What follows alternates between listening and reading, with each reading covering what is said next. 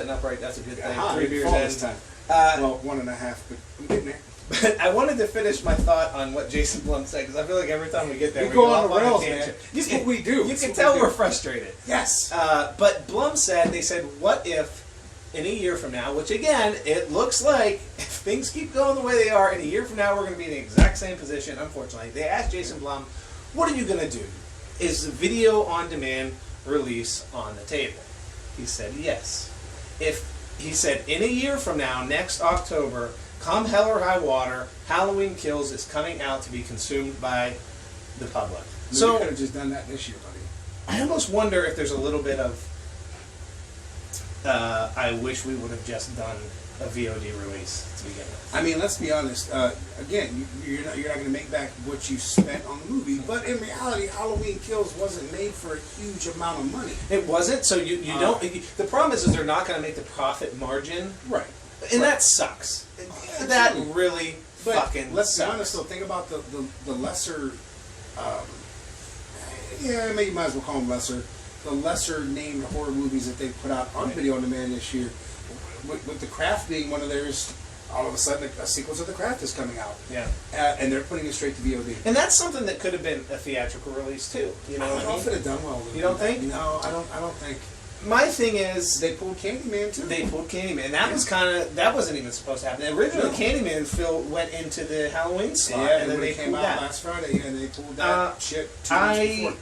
I don't know. I mean, I think, you know, it's a tough. I hate to be. I hate to be. It does, and I hate to be the guy who's, you know, the Monday morning quarterbacks and well, they should have done this. I mean, I don't understand the whole everything. You know, it could be a situation where, listen, we did Kills, and we got to do Ends. We got to do Halloween Ends, and so we need the Halloween Kills to do something so we could.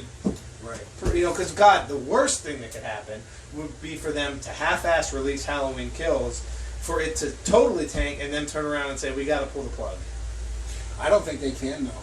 How would you? They've already... Yeah, I don't think they can. And the saddest part is, Ends would have been filming now.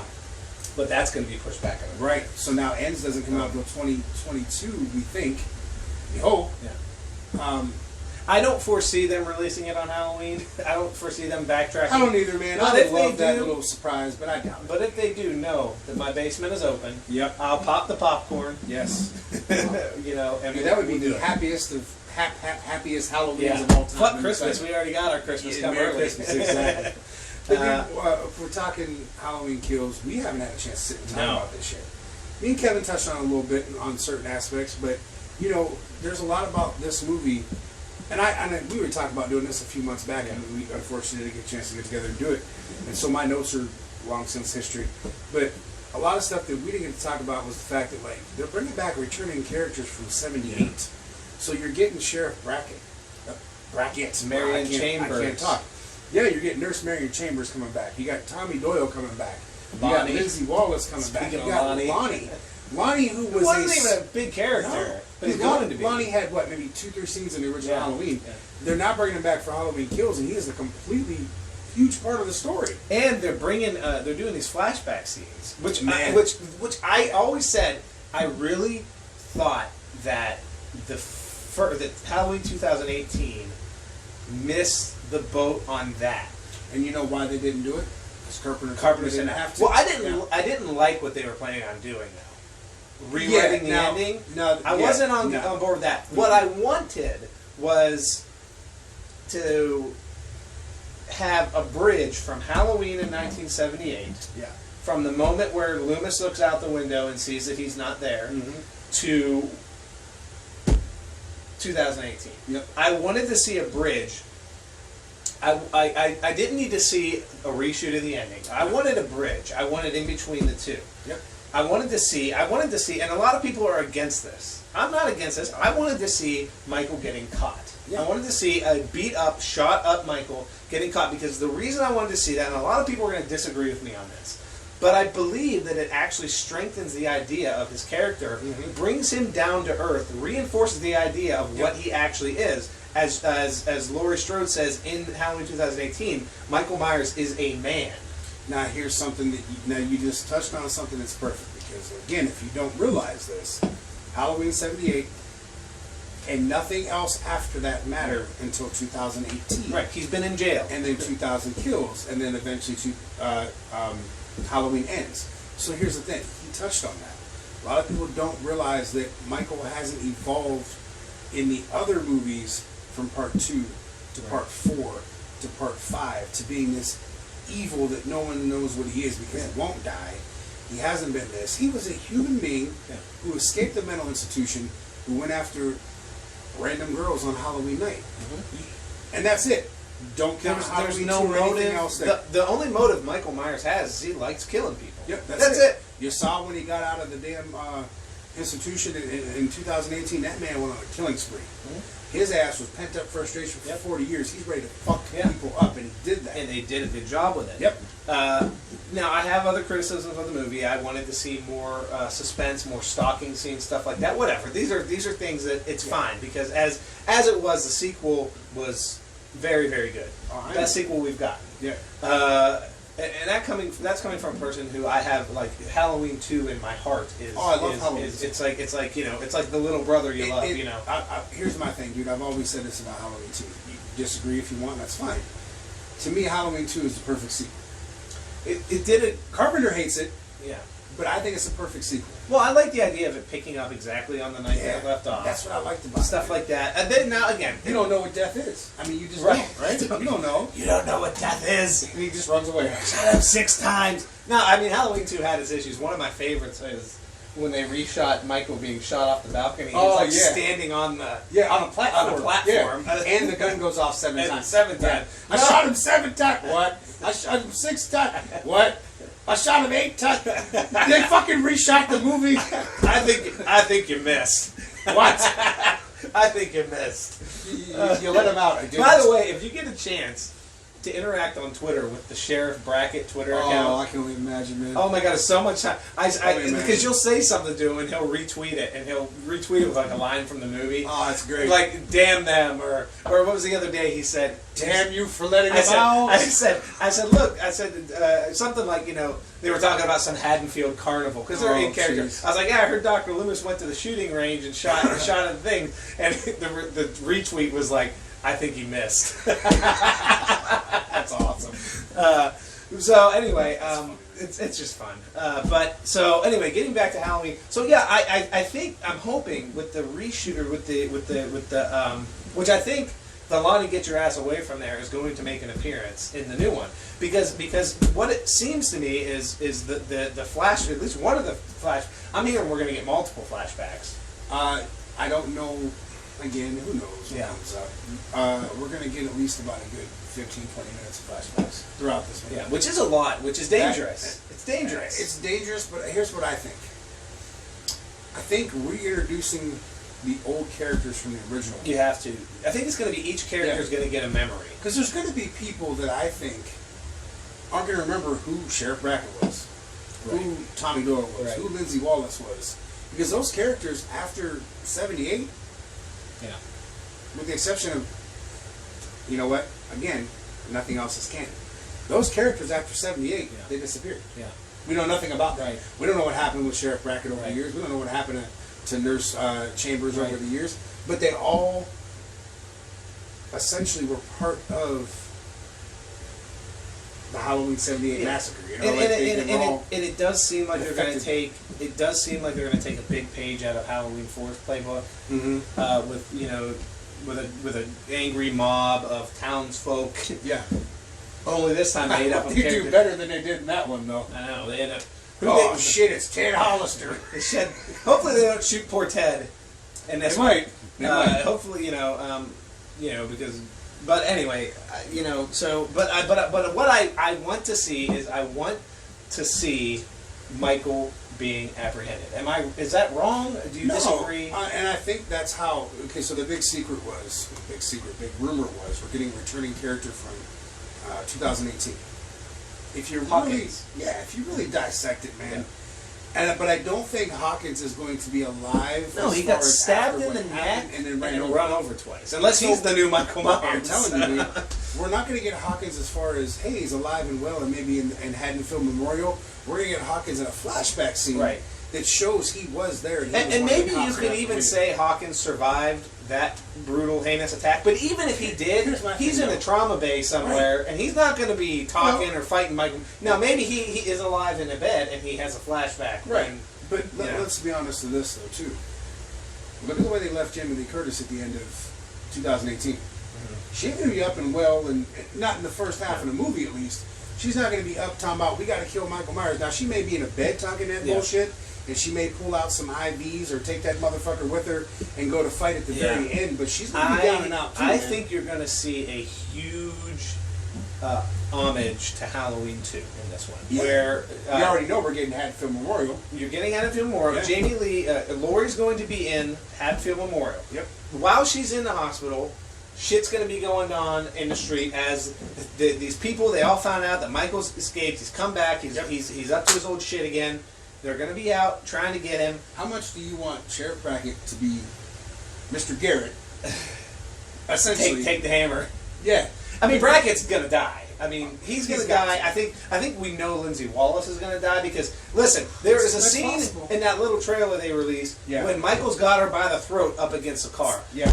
I'm sorry, but when Michael Myers has your ass by the throat up against a car, unless there is some divine-ass intervention, you're dead.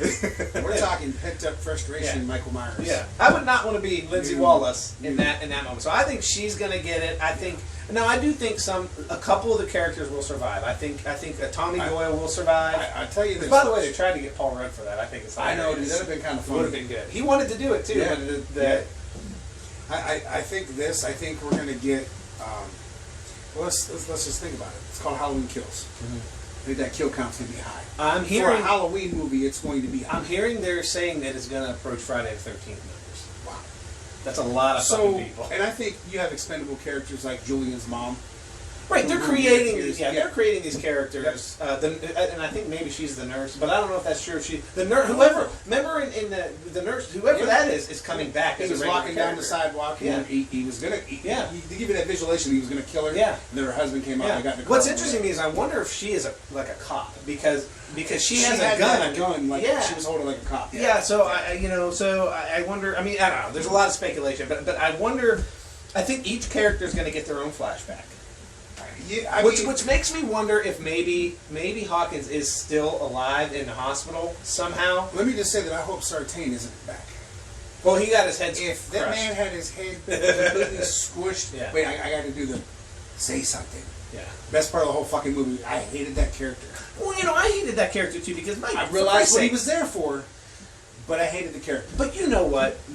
You know what he was? You know what he... He was, to me, an homage to Rob Zombie's Halloween 2, Dr. Loomis. Because Dr. Loomis and Rob Zombie's Halloween 2 was a fucking douchebag. Was a douchebag. All he cared about was making money off the Myers name, writing his books, and just a complete fucking asshole. He didn't really realize how much of a dick he was until the very end. Yeah. And then it was like, that's what Sartain was. You know? Yeah. I mean, I could totally see that. And I hated that character. When he put the mask on, did you not want to punch him in the fucking face? Yeah. And by the way, he killed Hawkins. They should have never killed that character off because I thought he was a great character. I love Will Patton. Mm-hmm. Just having him on board was reason enough right there. Well, and the sheriff's an idiot. I was just going to say that. There's two lovable sheriffs in the Halloween franchise. Sheriff Brackett, Meeker. Sheriff Meeker. Yeah. That's it. Yeah.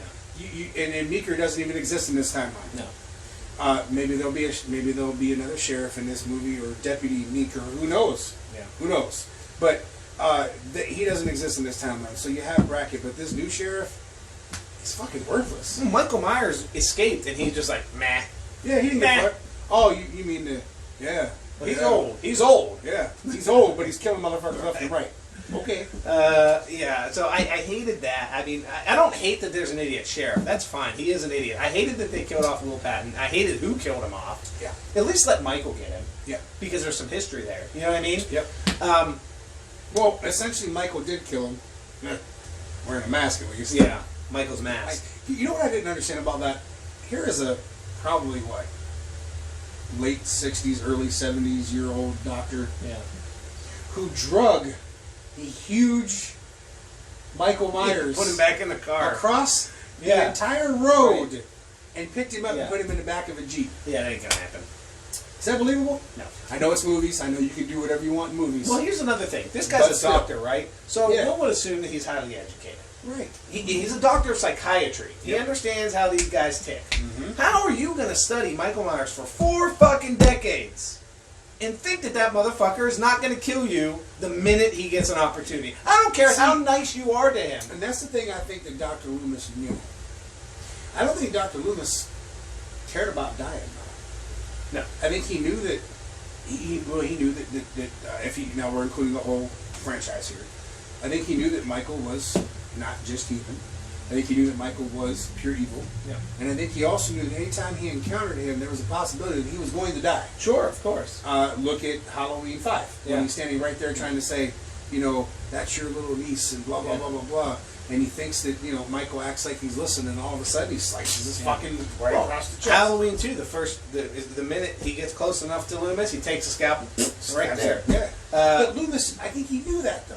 He knew it. I think Loomis was a man who knew that Michael had to be stopped. Yeah. And he tried it by any means necessary. Yeah, he was like a soldier fighting a war, or you know, this is for the greater good, and if that means that I die, you know, Loomis was like a martyr. Yeah. He just got lucky enough and didn't die. Although at the same time, I almost wonder if I always got the feeling throughout the movies that either Michael A had some weird soft spot for Loomis. Or he was just fucking with him. Like, I'm gonna keep this fucker alive because I'm gonna stab you, but I know where to stab you, so you don't know. Right, because it's funny as fuck. Every time I get out, this motherfucker shows up. Right. I gotta keep him around just for like nostalgic purposes. Dude, you know, if you go into the mind of Michael Myers and you look at the movies and stuff, that was like his. That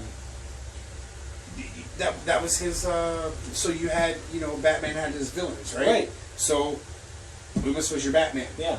And Michael Myers was your Mr. Freeze or your Riddler or your Penguin, you know. But Batman was always there to try to stop you, you know. Right. And like you had to have, man. Yeah. And it's sad that it was actually real life death that took Loomis out of the movies. Yeah. Yeah. You know. But if you watch Halloween 6, you do hear that scream.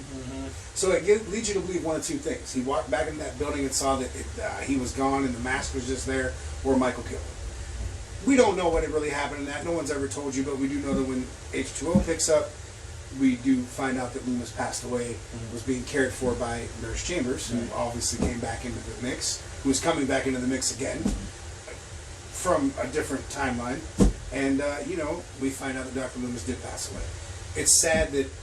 You know, he'd be almost 100 years old. I would have, actually, this past year we've been 100 years old. 101 years old. I can't imagine a 101-year-old Dr. Loomis. Dude, if he was still alive, though, would that not be great?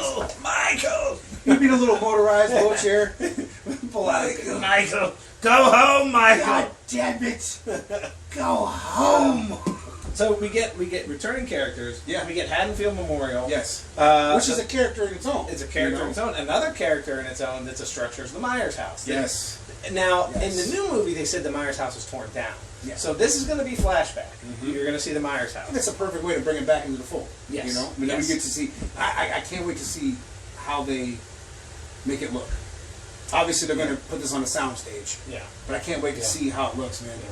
And I think that's where you're going to have Lonnie, and I think that's going to pick up from there, and that's because we know that Lonnie, a young Lonnie, is going to have an encounter with Michael Myers. Yeah, you can see it from those pictures. You can see it from the pictures, and then the police are going to show up, and this is when I wonder where things are going to go from that point. The police, you obviously have the Haddonfield Police Department out looking for him. Yeah.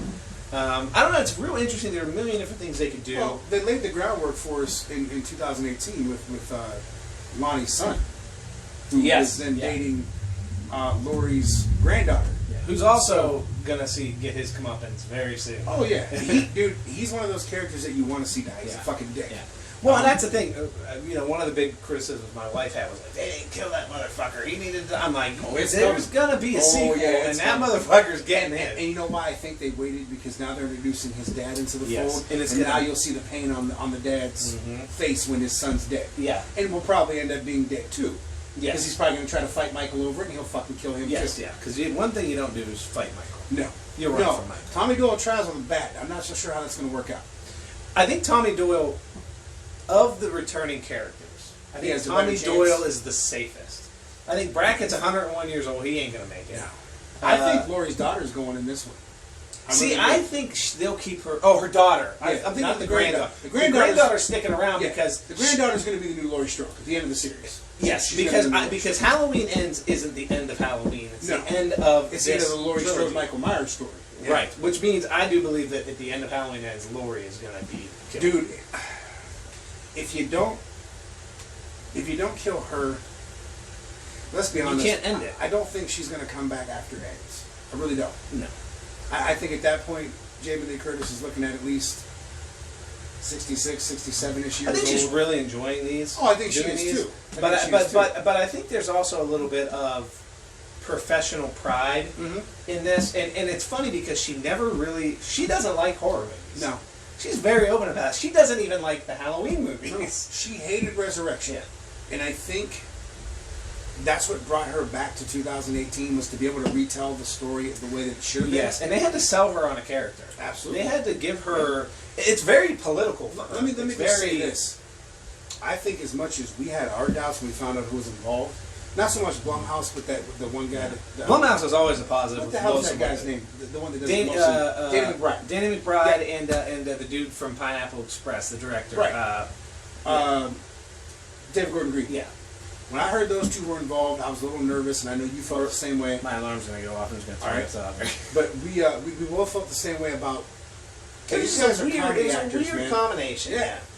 But I ate those words. He ate those words. Well, they're fans, and that's one thing we counted out. They're fans, and they didn't skip a fucking beat with 2018. I don't think they're going to skip a beat with Kills. No, I actually have. I think Kills might be better, and I think Ends is going to be the overall like.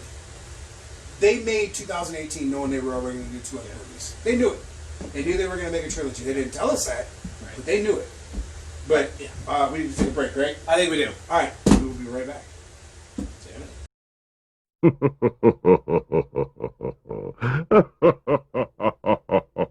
Now the final segment, wrapping up Halloween Kills talk. Yeah. Halloween Kills, Halloween Ends. Before you know it, Halloween in general. But before you know it, the little tidbits about Halloween Ends are going to start pouring out. We'll be right back here. We hope so.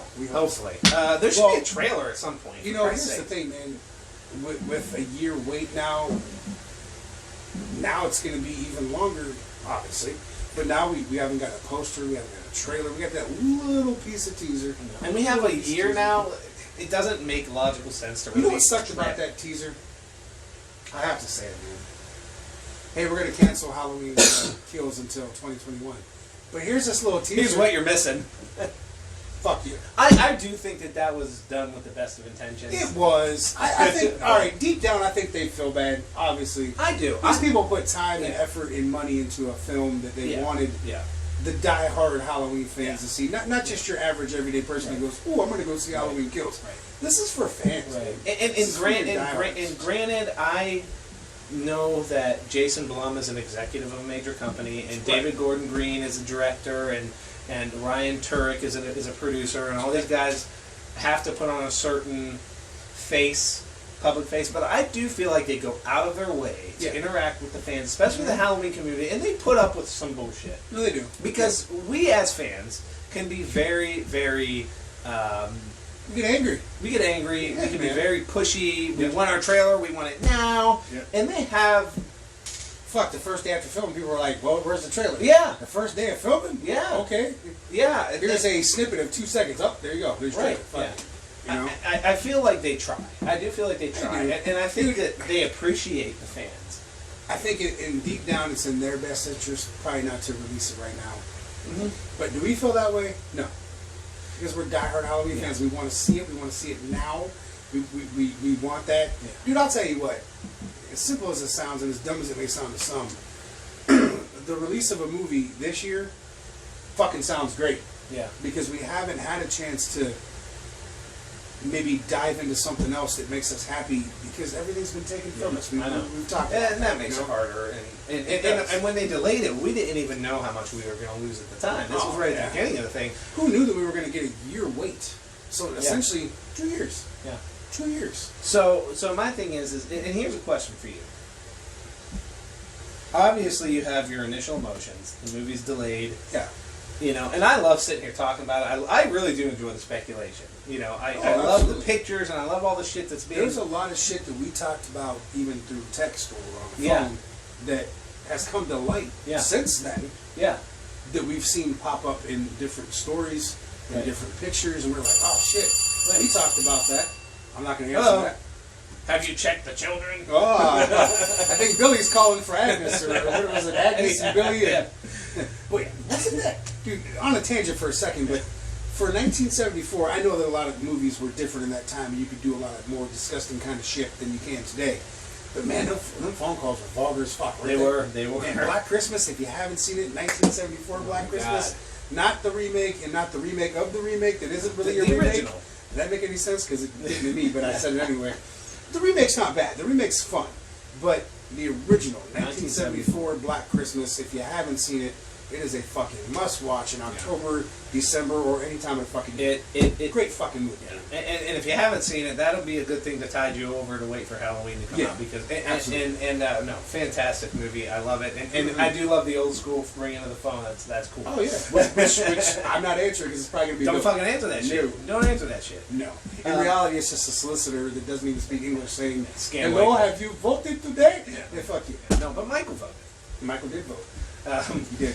But the thing is if this is better for the franchise, delaying this, meaning it's better for the franchise as a whole, I think as tough as a pill that it is to swallow... It is a tough pill to swallow. I think when we're sitting here a year from now and we're consuming Halloween Kills, I think it'll be okay. Oh, we'll be over fucking joyed with it. Yeah. Because and then I don't think the movie's going to be a letdown by any means.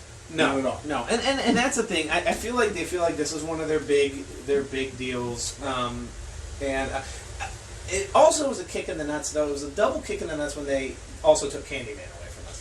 Because at first at least we still had Candyman. Yeah. You know, and then they took that away from us. Okay, if you're going to give anything a VOD release, minus what we already said about Halloween, put Candyman on. Yeah, right. Seriously, right. Give us one big studio movie we were supposed to get this year. They did put out Invisible Man. Here's what I don't know. Okay, let me ask you this.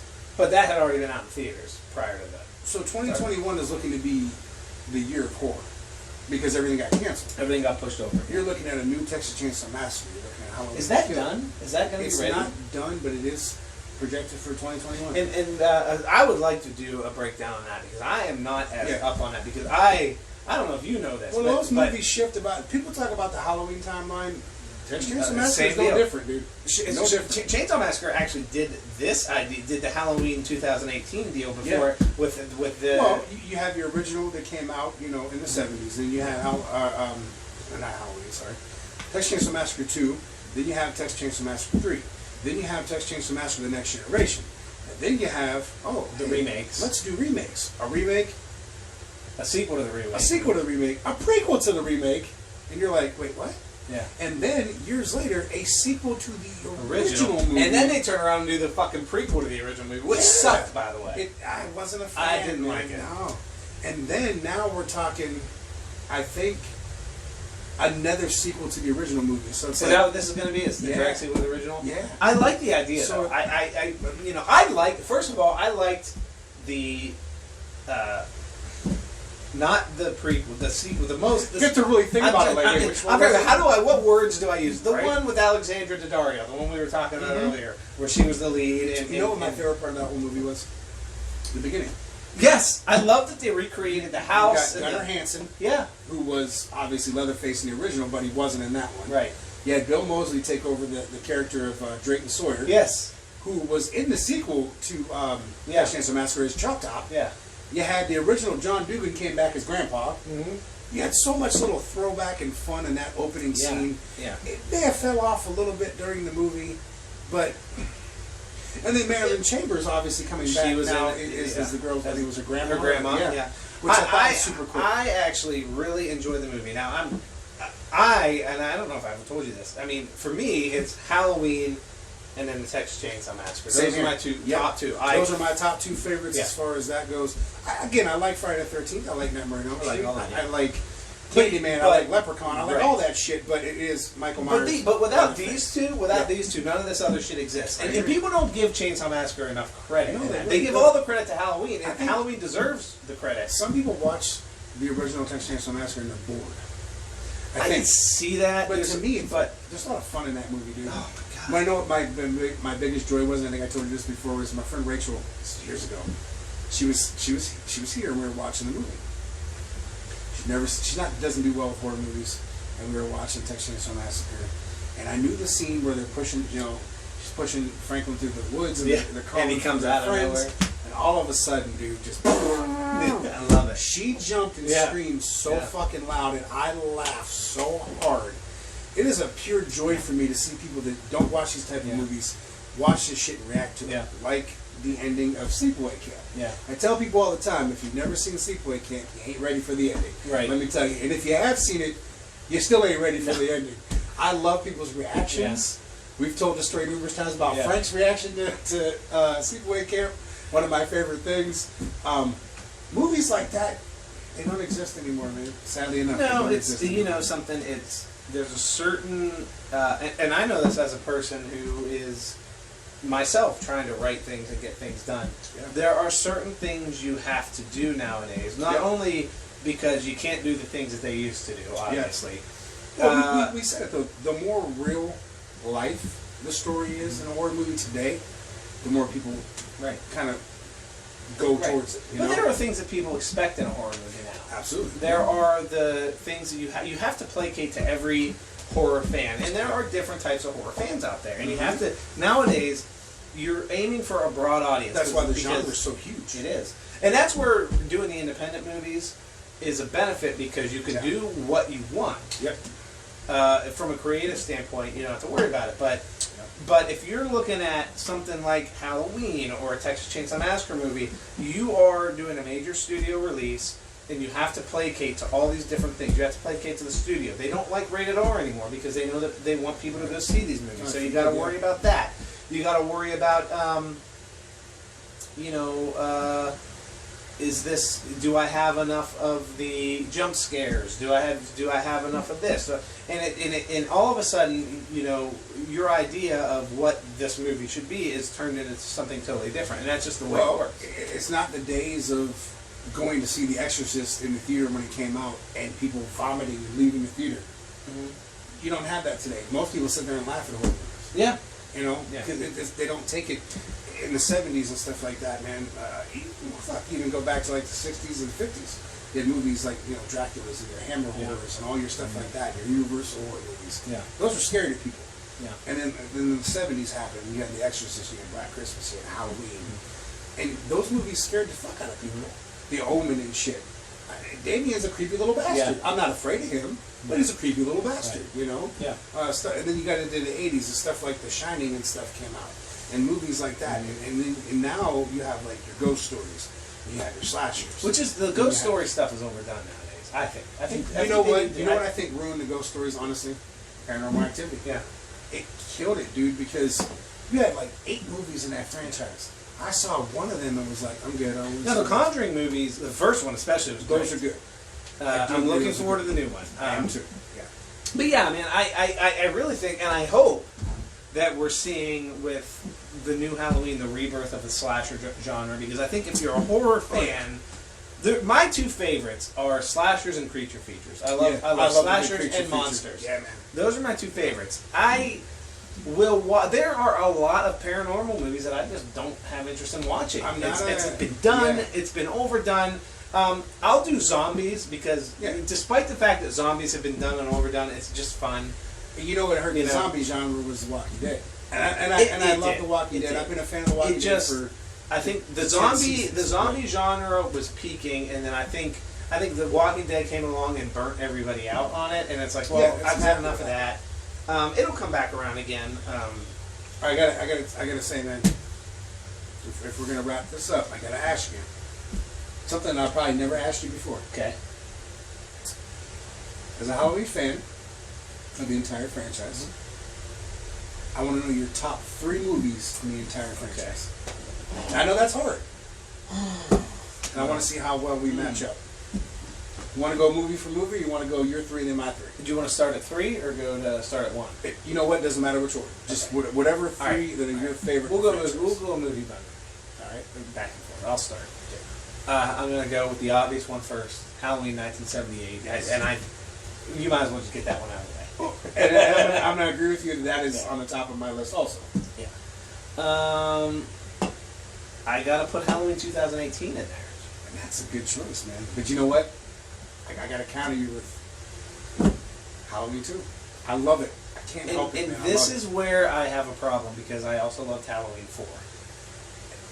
And, okay, so your 3 would be 78, 2018, and possibly 4, right? Possibly 4, but I don't know because I also love Halloween 2 as much as I love Halloween. Maybe more. So now, my 3 would be obviously 78, Halloween 2, and Halloween 4. Okay. I don't dislike 2018, how we've been talking about it. I thought it was a great sequel. Now, I will admit I did not like Halloween 5.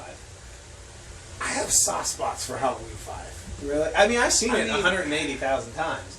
I know people hated the Tina character. She wasn't that bad. I just thought the movie was slow to develop. It was. And there was some goofiness to it. Yeah, and and all that. it didn't have the feel to me. It's the same respect. I'll tell you what. Give me your 3 least favorite of the series. How about that? So, okay. We'll come back to your last pick between Halloween 2 and 4. And we're not counting Rob Zombie films, right? Oh yeah, the whole entire franchise. Okay. Yeah. My least favorite of the series, it would be both Rob Zombie films. Would be obviously too. I detest those movies. I know some people out there may disagree with me. See, here's the thing. It took me 3 tries to watch the first one to really say, okay, let me stop thinking John Carpenter Halloween. Let me watch Rob Zombie Halloween. The backstory was cool. The white trash vulgarness of it wasn't cool. Yeah. And I think that's probably what threw me off. The sequel, that is the top of my list of least favorites, is the sequel to Rob Zombie Halloween. 100%. Now, the next one, I almost have to say Halloween 3. And I feel bad. I feel bad because I bash Halloween 3 a lot. Don't, because I'm with you.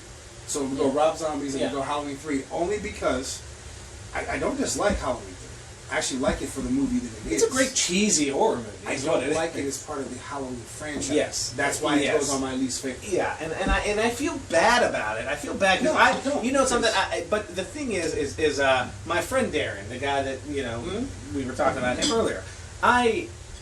If you asked him what my least favorite movie in the world was, he'd probably tell you it was Halloween 3. Oh, sure. Because I bashed that movie. We all did, though. And it took me years, man. Yeah, and as I get older and as I kind of appreciate the characters and everything a little bit more, I start feeling bad about it because I, first of all, really appreciate what Carpenter was trying to do. Oh yeah, absolutely. His original plan was to make a different Halloween movie every year as a type of an anthology type of thing. And that's a fantastic idea, but the problem is he hit it so far out of the park with the first one that he I mean really, the thing that made him most successful was also the thing that shot him in the foot with the Halloween franchise. It's true. So you got Rob Zombies 1 and 2, and then Halloween 3. Yeah. That's not a bad choice, though. Again, Halloween 5 would be a close follow-up from right. So you're teetering Halloween 3 and 5 in the same capacity. No, I like Halloween 5 significantly better than 3. All right, so I would go with you 100% on Halloween. I did really like Halloween 6, by the way. Me too, and I like the producer's cut too. Yeah, I've not seen the producer's cut. You haven't seen that yet? No. Oh, dude, I don't know where to get it. Did you buy it? Where did I get? So it came in a 15 disc set. That came out a couple years ago. That was like pretty much obscure at this point. But Walmart released they had it for like $8. Okay, maybe I can DVD. Maybe I can get that. You gotta see the fucking producer's cut. Completely different movie if you haven't seen it. I am a little bit thrown off on Michael fucking his niece. That's a little weird. I will say that, but okay. Rob Zombie's Halloween 2, definite top of my list. Can't stand it. I don't like the way he made Loomis a dick. I think. I will say there are aspects of that movie though that were good. Yeah, the hospital scene at the beginning was absolutely terrifying. And you know what that was? That was okay. Rob didn't have the rights to actually remake Halloween 2 as he did the first one because it's owned by a different company. That's why they don't plan on AMC and shit during now. So what he did was he gave us that tease and that dream sequence to give us Halloween 2 in a sense in about, what, 5-6 minutes or so. Yeah. So we got Halloween 2, and then it went off the rails. It did. Because then you had Michael Myers walking around like a hobo with no mask on. Yeah, Dr. Loomis was a complete douchebag. Yep. Laurie and Annie were walking around. Like, and then he tried to put like elements of Friday the 13th in there. You had these sweet girls that were like, affected by. I mean, they had foul mouths and stuff. It was Rob Zombie's version. But you had these sweet girls that were attacked by this maniac, and then the second movie they were complete fucking like, fuck you, fuck this, fuck that. They were completely different people. Granted, you're going to be a little fucked up over what happened to you, but not that fucked up. Right. And then you have a ghost version of his mom walking around with a horse. And you know what that was? That was just his way of version. His wife in the movie. Yeah. And something like that shit annoys the shit out of me. I don't dislike. Let me just say this: I don't dislike Rob Zombie's movies. I love House of a Thousand Corpses. I love Sid Haig. I love his character. I love a lot of the characters. The Captain Spaulding character is fucking phenomenal. It is. That's probably the best thing he's ever done. I love Devil's Rejects. I'm not a huge fan of 3 from Hell. It wasn't bad, but I do love House of a Thousand Corpses. Yeah. I have pieces of those movies that I really like. Obviously, the Captain Spaulding character. His wife annoys the shit out of me. She can be a little. I didn't realize that until 3 from Hell. I didn't realize it until 3 from Hell. Like, 31 was decent. It had a good concept. Lords of Salem was an ultimate mindfuck. You watch that, was a weird movie. And after an hour and a half, hour and 40 minutes, I sat there like this. What the fuck did I just watch? People will say that's their favorite movie, and I'm like, dude, how? Please explain to me what the fuck happened. Right. Anybody, please comment on this and tell me what the fuck happened in that movie, because I still don't fucking know. And that's been 2-3 years ago I watched that shit. I watched it. It was difficult to get through. Right. Tough ass movie to watch. My issue with the Zombies movies is I don't like his style. It's all the same. If you watch Devil's Reject, or excuse me, if you watch House of a Thousand Corpses, that was a huge. I don't want to say knockoff, but an homage to Texas Chainsaw Massacre. Right? Yeah. 100%. My thing was, why didn't he just go and do a remake of Texas Chainsaw Massacre? You know.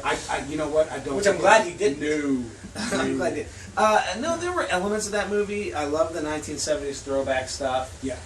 I do always like to see that. I don't, House of a Thousand Corpses was a movie that I saw once and was like, and then watched it a couple more times, and it grew on me. Yeah.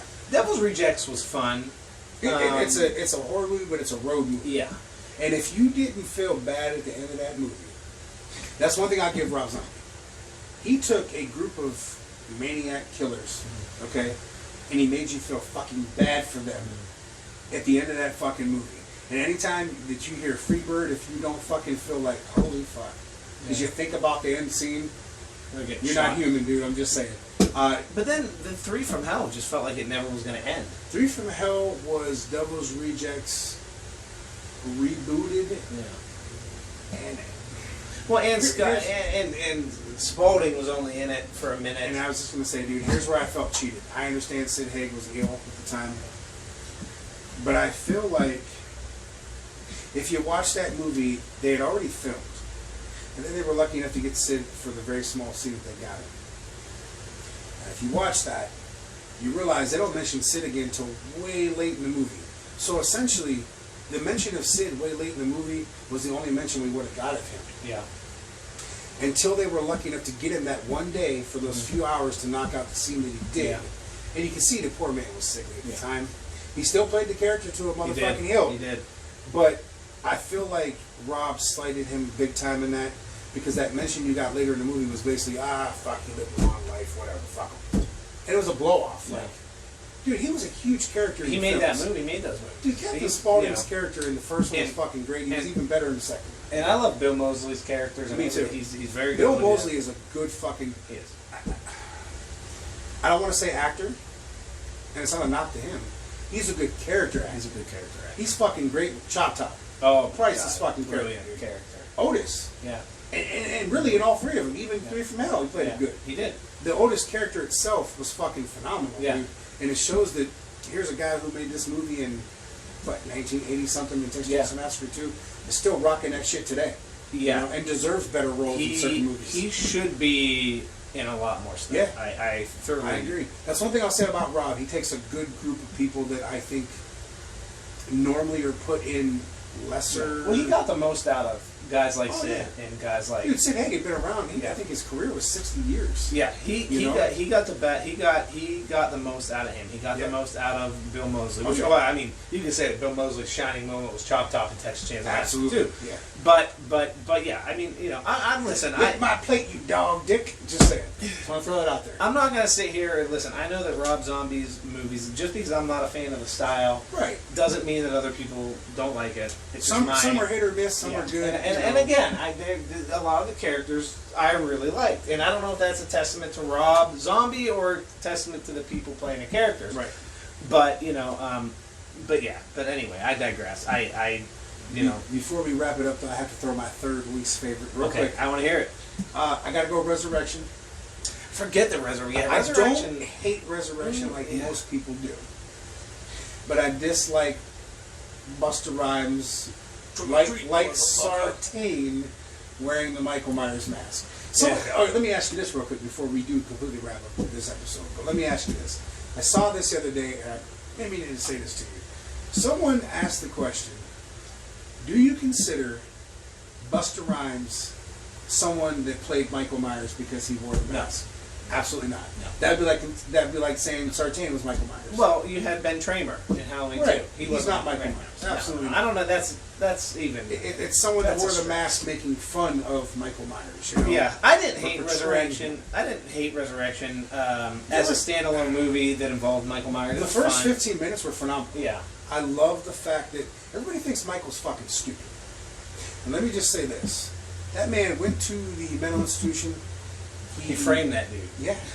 He fucking went, he killed his sister, and what did he do? He took the dude that we saw prior to this leave his room and be outside, and the guard put him back in. So you know that this guy has a history of escaping his room and doing stupid shit. He follows serial killers. Yes. Michael walks into that man's room, and you think he's going to kill him? He hands him the fucking knife because then he just got framed for killing Laurie Strode. And no one even is going to think twice about Michael being on the coolest part of that was the fucking part where Michael leaves the room and is walking down the hallway and that dude tells his fucking story in that span of that couple minutes. Yeah. That is the coolest fucking 15 minutes, the opening scene. Now, did it fall off the rails a little bit with, hey, let's investigate Michael Myers' house? Yes. But at the time that it came out, that was big. It was. Going into houses and investigating the paranormal aspect of it, of this is the house of childhood Michael Myers. In a way, you could go back to Michael Myers is motiveless. He went back to his house. Oh, there are people here. I'm going to fucking kill them. Now, you learned some cool things, too. Now, some of that stuff was staged, obviously. Right. The fake body parts falling out of the wall and stuff. Right. But you learned that motherfucker, you want to know why he was always at his house? Because the motherfucker was underneath that bitch. Yeah, he was that was there. Real. He was actually up under that bitch. He also learned that he was mistreated as a child, which was not was eating fucking rats and shit and all this stuff. And then you ever wonder, does Michael Myers eat? Yeah, he rats. does. Yeah. Well, in the first Halloween, he ate a dog. If you remember, he must have got hungry. Well, dude, the best scene. He must have got hungry. Dr. Loomis just guessing shit at the time. Did Dr. Loomis see him one point when he was a kid? Maybe they brought him like a little bologna sandwich. It was just bread and bologna. No condiments, no nothing. It was just bread and bologna. Right. But Dr. Loomis saw him in the corner, like eating like a random rat that was running around the thing. He was like, I know this motherfucker eats that shit. Well, Michael Myers got to take shits too. What does he wipe his ass with? The rats that he eats? I don't know. Like, he got rat ass. Okay, so you go from swamp ass to rat ass, which is a whole other fucking story, man. Yeah, but I would never consider Busta Rhymes, nor Ben Tramer, nor Sartain, or anyone else that put on a Michael Myers mask. No. To be the character of Michael Myers or portray Michael Myers. The people who played Michael Myers are the people who are credited for playing Michael Myers. And actually, a couple of people who weren't credited. Let me ask you this. I think I know where you're going. We're gonna end on this note. Your top 3 people that played Myers. Who wore the mask that you thought knocked it out of the fucking This one's easy. Okay. Nick Castle. Yeah.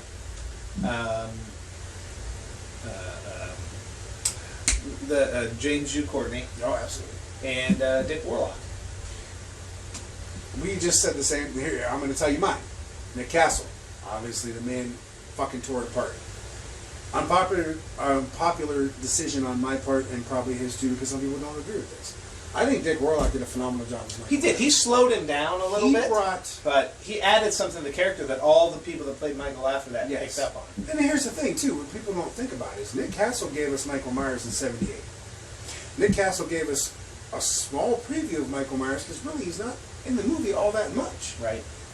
Dick Warlock had to take the Michael Myers character and do more scenes of him and slow him down and be a more slow, methodical type of killer. And I think he did well with Warlock's Myers was more fluid in his motions. Nick did a great job, and still my favorite Michael Myers. Yep. But I mean, even when he's going down the steps, Nick is very. He moves around just like a regular guy. Yep. And you know, Warlock took that slow approach. Yeah. Yeah, but don't take it for granted, because he may be behind you about 10 feet. Right. When you turn around, he ain't gonna be there. He'll be right in front of your face. And I feel like James Hugh Courtney took both of those and combined them. Well, and let me throw into my third pick, James Hugh Courtney. The man, to me, no knock against Tyler Mane, but Michael Myers, Tyler Mane as Michael Myers was a 7 foot plus tall former professional wrestler. Right. It was huge. Yeah. Now Rob Zombie took his own version. I get it. I'm not going to say that, but Michael Myers is a man. He's just a regular, average man, and that's what's more scary than a 7 foot tall giant guy. Right. That to me, James Hugh Courtney came out and he did. He combined Nick Castle because he obviously got to work with Nick Castle. Yes. Whereas a lot of people, I think, that have played Michael Myers, I don't know this for sure, but I don't think a lot of them have watched and went back and did their studies. No, and Michael Myers is one of those characters where I feel like I've never seen a portrayal of Michael Myers and thought, oh, I hate it. Right. You know, I mean, at least not from the original series. No, I think everybody that has played him has done it. I'm not saying that Tyler Mane was a terrible Michael Myers. No, but he wasn't my Michael Myers. It's just hard for me to even count it. It's tough, dude, because Tyler Mane did a good job playing a giant psycho killer. Yeah, but not Michael Myers. Michael Myers doesn't grunt. Michael Myers doesn't run. Michael Myers does. You know, I mean, the new Michael Myers is probably the closest, or James Hugh Courtney's Michael Myers is the closest we've seen to Tyler Mane's Michael Myers, but even that's way more subdued. Yeah, absolutely. But yeah, those are my top three. On the more brutal side, yeah, but not as far as like the way he played the character. Right, brutal, because really, if you think about it, 2018 was probably the most brutal of the series. I mean, if you really think about it, because there were deaths in Halloween '78, but they weren't over the top. There wasn't a lot of blood. No. Carpenter didn't have. You didn't at those time in that year and stuff. You didn't have to do all that over the top shit. No. It was what were they left to your imagination? It was more scary. Man. Well, I think I saw a statistic. They said in 1978, Myers was on screen for like 20 minutes total. Yeah, I mean that's what I'm saying. But it's the element of the unknown and all that, and that's why Castle really did a good job, and it probably was easier for Castle to do a good job. Yeah. You know, but you're right. Dick Warlock gets a lot of shit, and he does. And it's because he was the first one to kind of add his own touch to the character. Yep. He's slower, he's more fluid, he's more methodical. I know you've heard the story of how he got the role, right? Yes. How he walked into the office with the mask on and just stood there? Yeah. They're like, who are you? What are you doing? And he just stood there. Mm-hmm. And that's how he got the fucking role, dude. Like, come on. Yeah. If that didn't sell you enough to be like, this dude's fucking creepy. He's doing it. Right. Okay then. This is Michael Myers, you know? So yeah, I mean, but those are my, I mean, I think it's funny how we agree on so much of this. Yeah, dude, it's the thing, like, if you really look back at it, and again, we're not discrediting anybody's portrayal of Michael Myers. No. It's just the fact that Castle, the OG original, Warlock, who obviously, again, put his own twist on it, and Courtney, who did all that study for all those years prior to that, and took it and made it his version of Michael Myers. Yes, he put a lot of thought into it. I think he did a great job. He did. He did. And I'm glad that he's coming back for the next two. I think. Okay. I lied. We're going to end it on this now. Okay. You ready? Yes. Top 3 masks used in the franchise. Top 3 masks. The Kirk mask. Obviously, yeah. Absolutely. Obviously, the most recent mask in 2018. Yeah, I really like that one too. And I'm going to go with the mask from Halloween 6. And here we are again. We're blended. Okay, now let me just say this. 78 obviously carries over into Halloween 2 and 81. Which is why I didn't count that. Right, it's the same mask. It just had been under a bed in a smoke-filled room for many years, and that's what you got. Yeah. It was, obviously that's what a mask is going to do. Yeah. So yeah, 78, which combines, again, 78 and 81. So yes, definitely the Kirk mask. The 2018 mask was phenomenal. Yeah, I think because it was job. the Kirk mask. It had the fucking hole in the neck from the fucking knitting needle. It was perfect, dude. Yeah. And I agree with you 100% on, Halloween 6 had a Halloween good 6 mask I thought was really, really cool. Yeah. I don't hate 4 like most people do. 5 funny enough, get to be desired. Yeah, four was originally, they remolded the Kirk mask for 4, but they fucked them up. Yeah. And had to paint them, and that's why 4 come off looking the way it did. Yeah. Had they not fucked up the 4 mask, we may have had the Kirk. It probably may have been the exact same mask. Or very. So, then they went off the road. But you know what? Well, 6 kind of went into. They tried to bring back elements of the Kirk mask. I'll say this too, though, and I think a lot of people don't touch on this point. Michael Myers in Haddonfield, all over the world at that point, would have become a notorious serial killer after the first events of the first movie. Right. So in Halloween 2, and Halloween 4, and Halloween 5, and Halloween 6, and so on and so forth, when he got these masks from these certain stores, it's the same as walking into a Dollar Tree and seeing the Michael Myers mask that looks like someone wiped their ass with it. Yep. Well, if Michael is balling on a budget, per se, he's going to grab the first thing he sees. Yeah. So yeah, the masks are going to change over the years because these people that are dressing up on Halloween are portraying this killer in any way they can. Right. Because they're going to get the mask that cost $1. Right. Or the mask that costs $10 because they can't afford the $60, $70 mask. Right. So Michael's not picking or choosing. And this was just a generic mask that he picked. Yeah. He just walked into to Vince's drugstore on motherfucking Halloween 4 and he's like, oh look, this looks familiar. Yeah. Grabs it and takes it. Was it to your liking? Maybe not. But it's no different than walking into a cheap store and buying a Mark's version of Michael Myers, a Dollar Tree of Michael Myers. So the mask changing, although of course in the new one they say that he has the same mask, which is also a cool concept because then now he has more of an attachment on it. Yeah, dude, he feels something with that mask. You saw that. So, all right, man, we covered everything. I think we never covered everything. No, we we'll be back. Yeah, eventually. Hopefully. Yes, we will. We're going to talk about Texas Chainsaw Massacre. That's what we got to do next. I really want to get into that. Dive into the Texas Chainsaw Massacre. I got to go do some reading. Yes, sir. But all right. So we will be back soon. Hope you enjoyed this one, and happy Halloween. That's right.